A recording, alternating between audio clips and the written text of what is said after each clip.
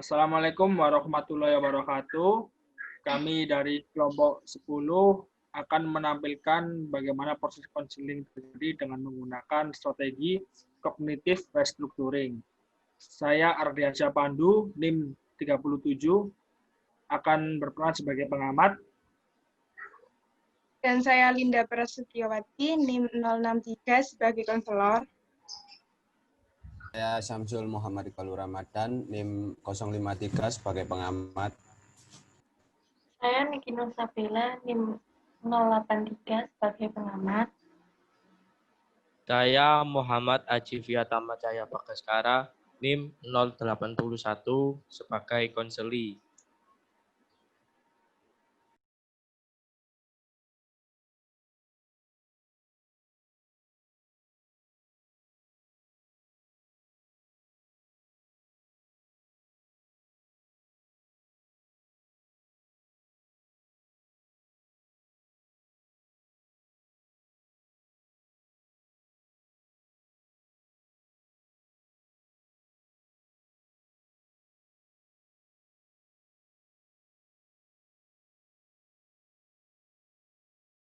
Assalamualaikum Bu, selamat pagi.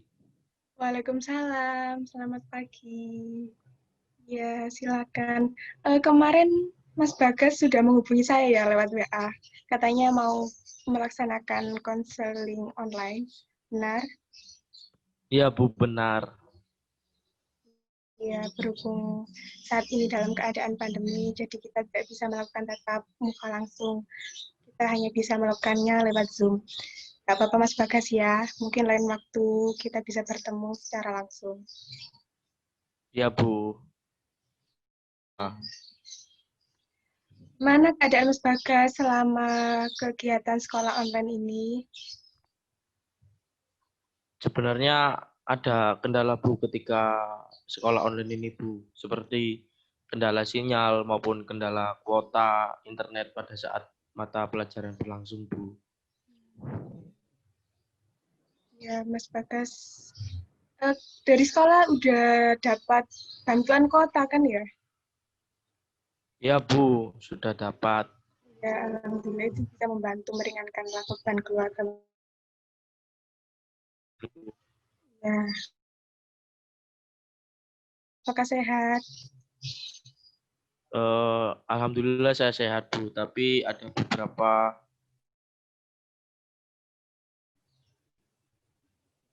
berkonsultasi dengan Ibu. Iya, iya. Oh iya, sebelumnya kalau kelas IPA 2 itu ya. Tentang Apalagi dengan murid yang lain pun sering membicarakan Mas Bagas. ja, Oh iya, tadi Mas Bagas mengatakan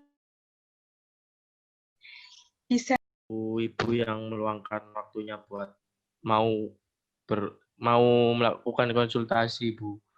Jadi sebenarnya saya ingin bercerita Bu, tetapi saya itu bingung mau cerita awalnya itu dari mana.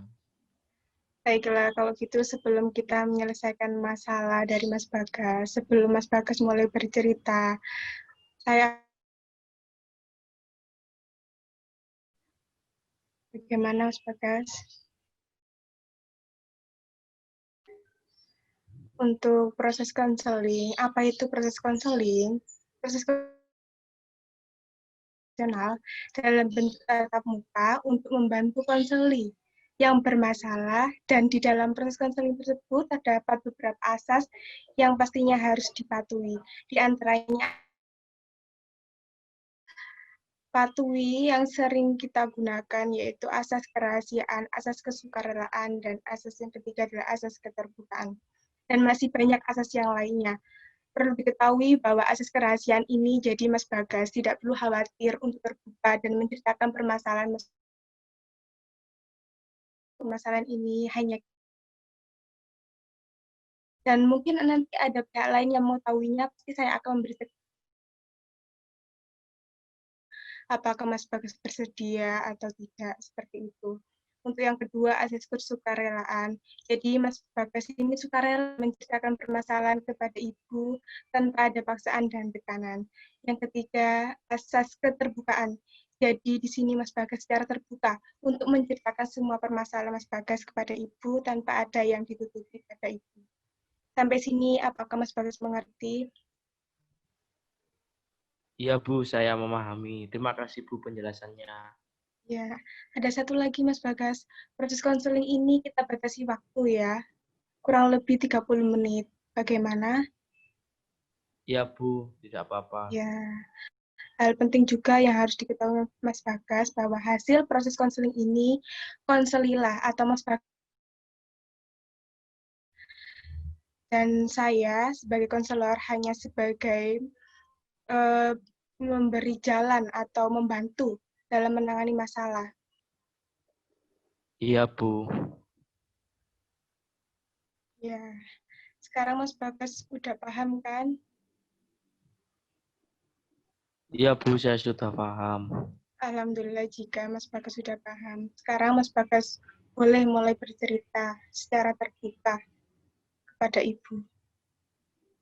Baik Bu, terima kasih Bu. Jadi sebenarnya begini Bu, saya itu punya suatu problematika di bidang percintaan saya Bu. Jadi saya punya masalah dengan mantan pacar saya Bu. Baiklah Mas Bagas, Ibu sangat memahami perasaan dari Mas Bagas.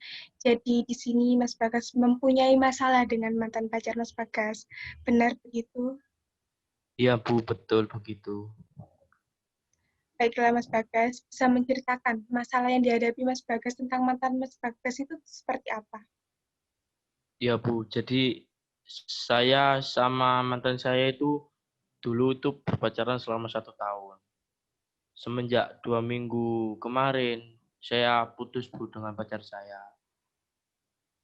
Iya, Ibu paham. Bisa diteruskan Mas Bagas ceritanya. Ya Bu, ketika saya sudah putus dengan pacar saya merasa hidup saya ini hampa Bu, dan sangat merasa kehilangan yang begitu berat Bu. Saya merasa sakit hati kepada mantan saya Bu. Kira-kira kalau boleh Ibu tahu, apa yang membuat Mas Bagas begitu sakit hati dengan mantan pacar Mas Bagas? Jadi dulu mantan saya pernah selingkuh di belakang saya Bu. Dia meninggalkan saya begitu saja. Dia wanita yang pembohong Bu. Apa yang dia janjikan itu ternyata semuanya palsu Bu. Jadi saya beranggapan kenapa hidup ini terasa berat bagi saya Bu.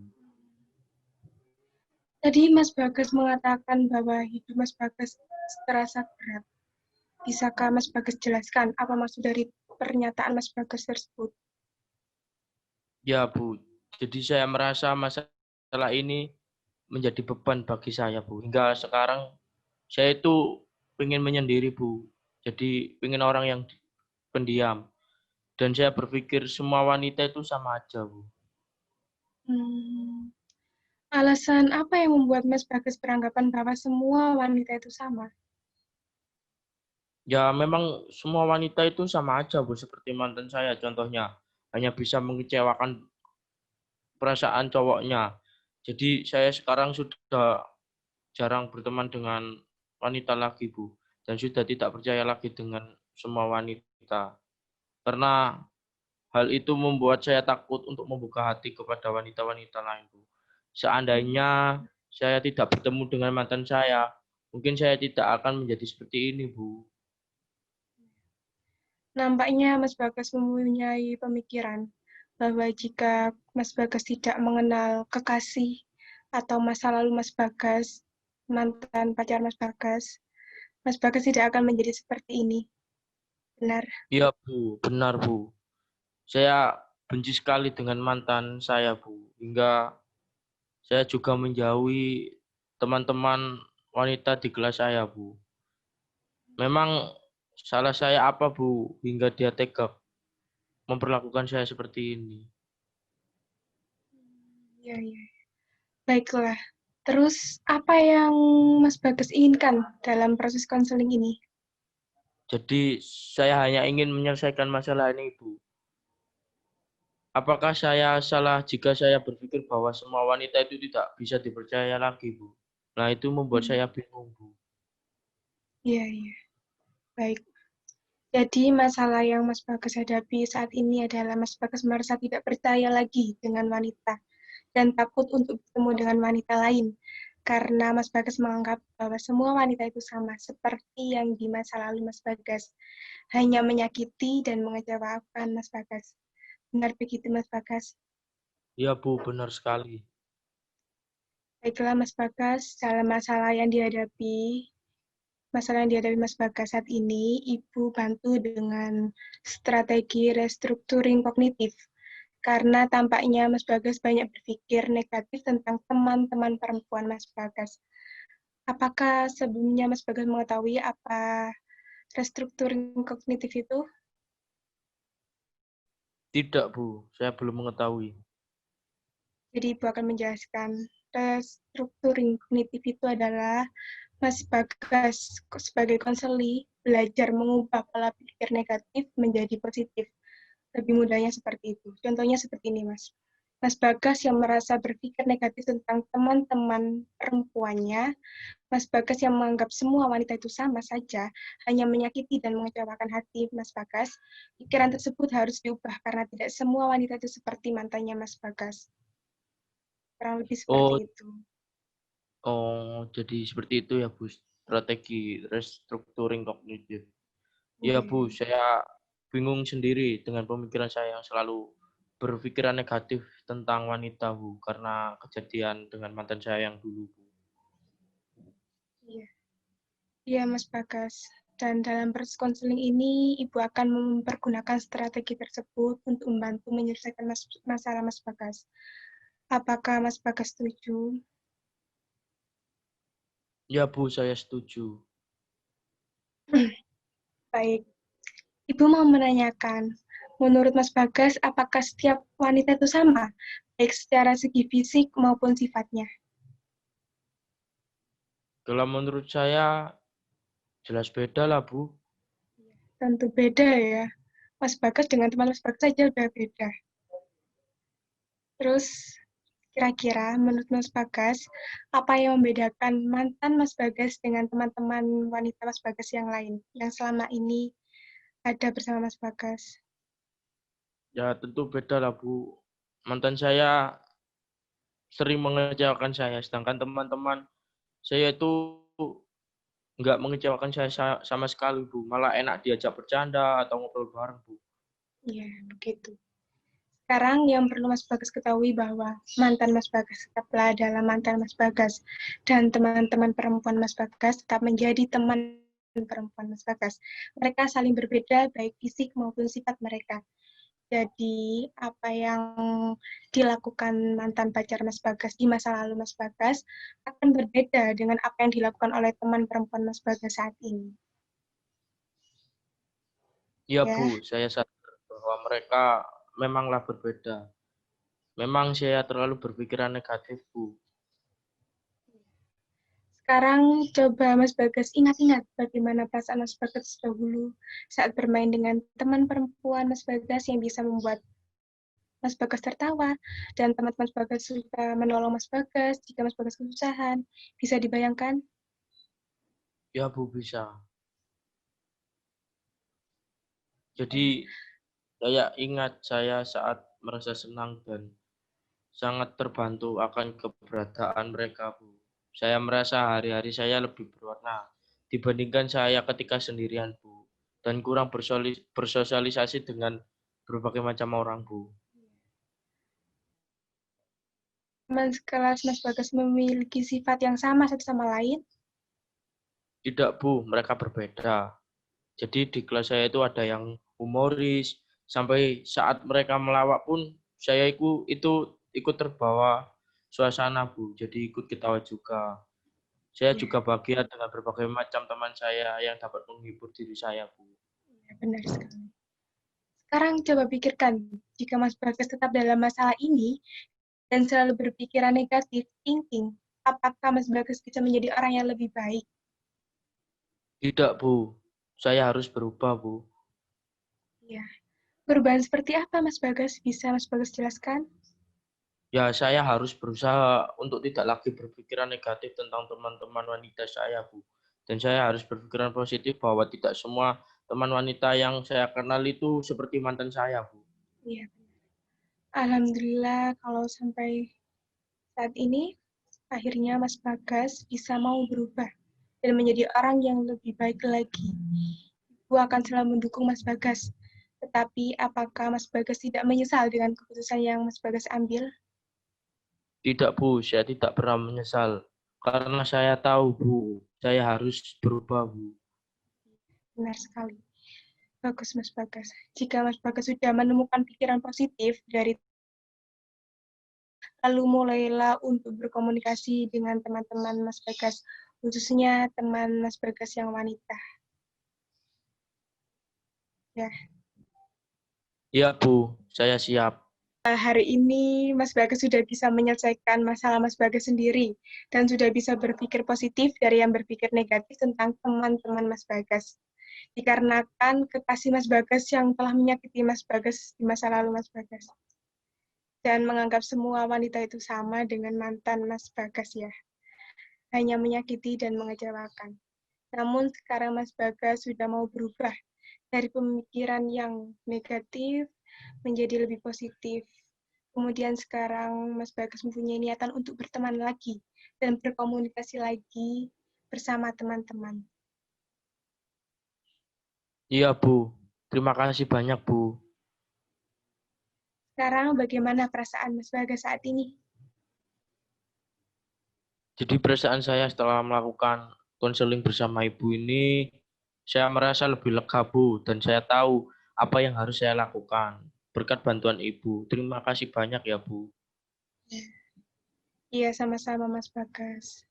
Baiklah, kalau begitu saya mengakhiri proses konseling ini.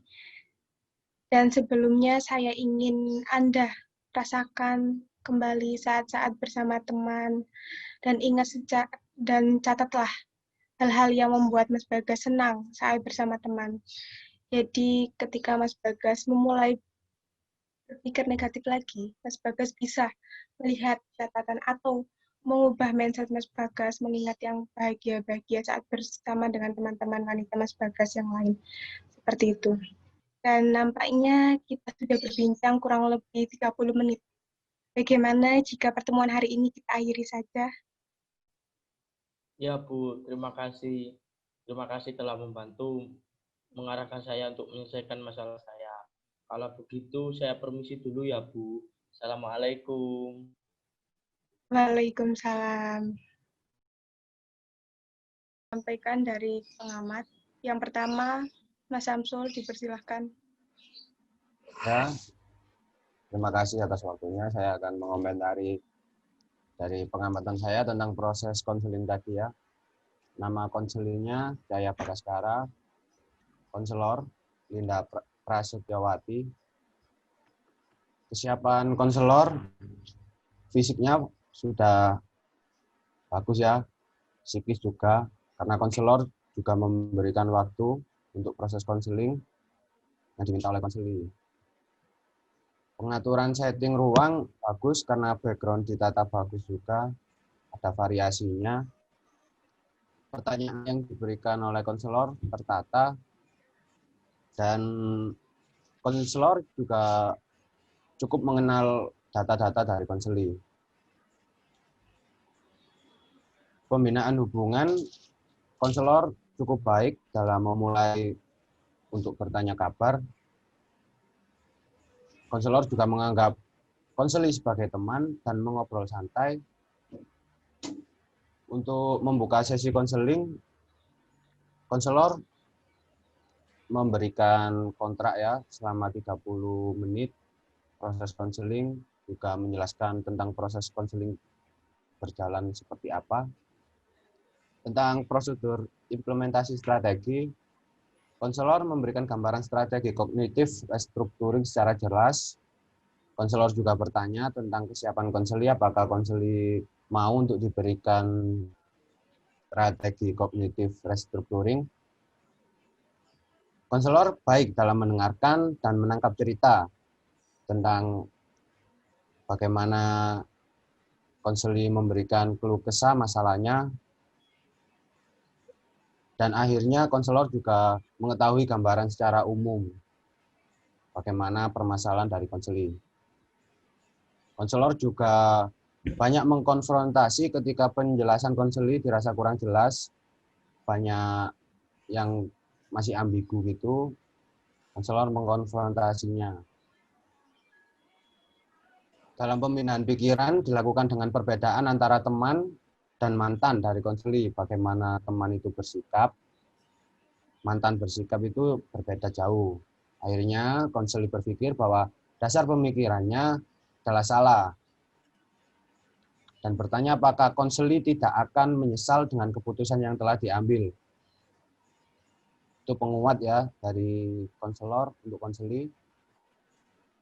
Konselor juga memberikan PR atau tugas dengan menyuruh konseli untuk menerapkan cara berpikir yang lebih positif dari latihan proses konseling tadi untuk diterapkan di lingkungannya. Konselor menghentikan program bantuan atau konseling cukup bagus dengan mengingatkan konseli bahwa waktu proses konseling telah berakhir sesuai kesepakatan awal kontrak tadi, 30 menit. Dari pengamatan saya, keterampilan konselor masih ada satu kalimat yang belibet untuk ketepatan tata bahasa ya. Untuk ketepatan attitude, konselor baiklah untuk menganggap konseli sebagai teman. Untuk intonasi pengucapan konselor, saya rasa sangat baik ya. Dapat menyesuaikan lah. Ketetapan respon verbal juga baik, karena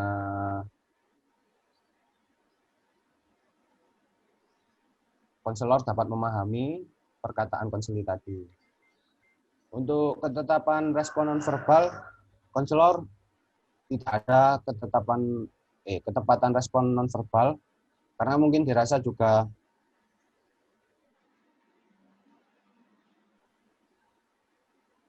demikian hasil pengamatan saya. Kurang lebihnya saya mohon maaf. Mungkin bisa ditambahi atau dilanjutkan oleh Niki atau Mas Pandu terlebih dahulu.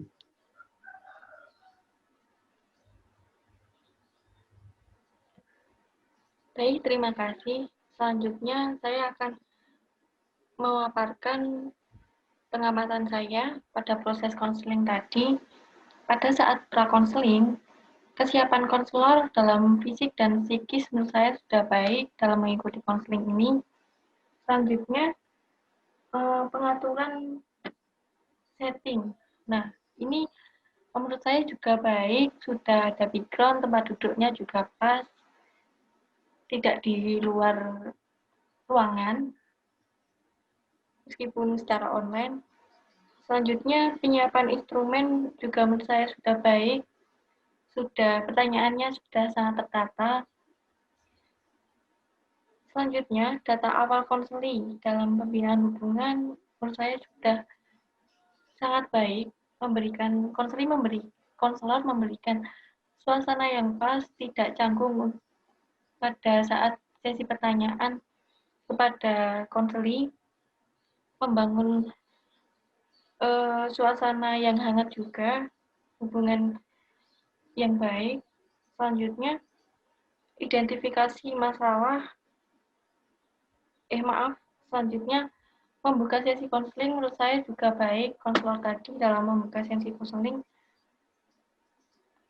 Selanjutnya, mengembangkan hubungan intrapersonal. Yang pertama adalah rasional. Ini menurut saya sudah diterapkan oleh konselor dengan cara konselor menawarkan strategi restrukturing kognitif dan telah disetujui oleh konseli.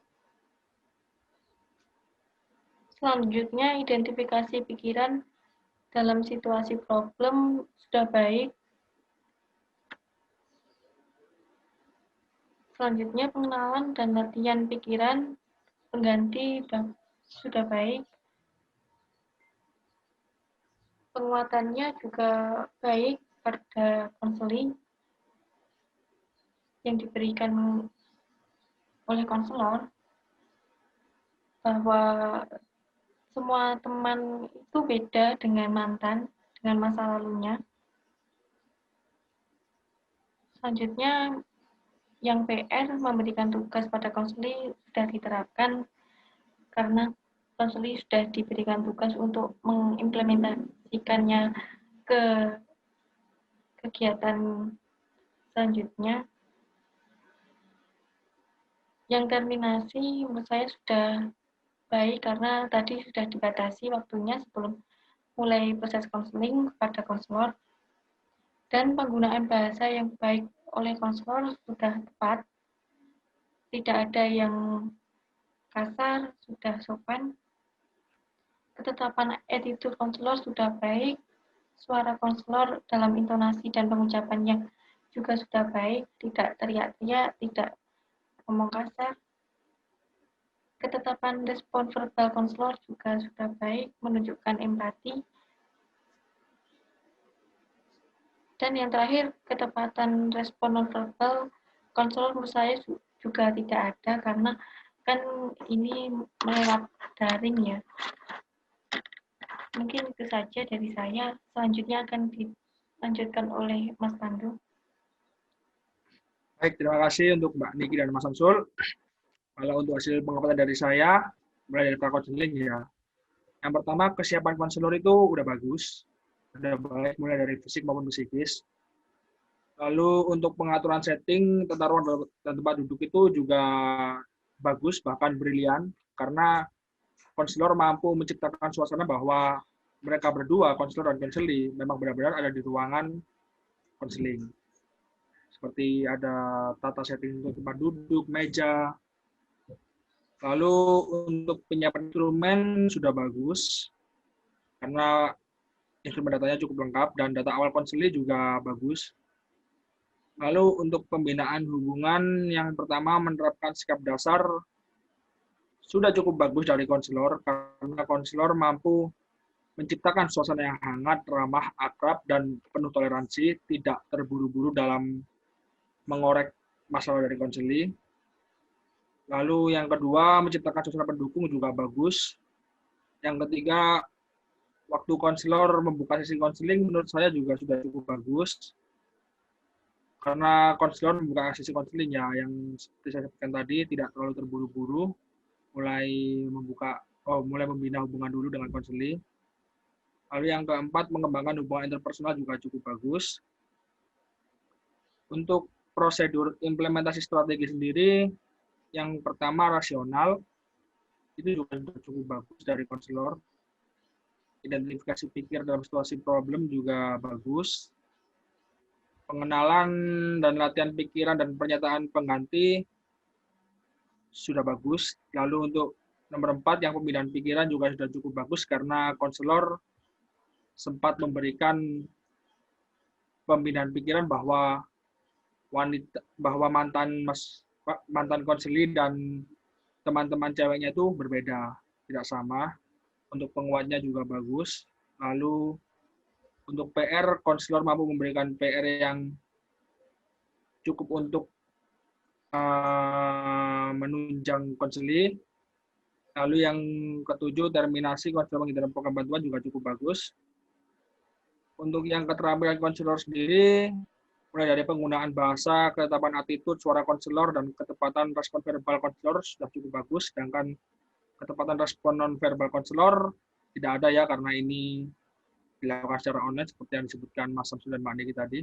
Udah, itu aja dari saya. Ya, sekian presentasi atau hasil pembuatan video dari kelompok kami. Terima kasih untuk teman-teman yang meluangkan waktunya untuk menjadi konselor, konseli, pengamat, dan juga rekan-rekan yang menonton video ini. Hasil dari konseling kognitif restructuring. Kurang lebihnya kelompok kami mohon maaf sebesar-besarnya. Bila ada salah, saya akhiri. Assalamualaikum warahmatullahi wabarakatuh. Waalaikumsalam warahmatullahi wabarakatuh. Waalaikumsalam. Waalaikumsalam warahmatullahi wabarakatuh.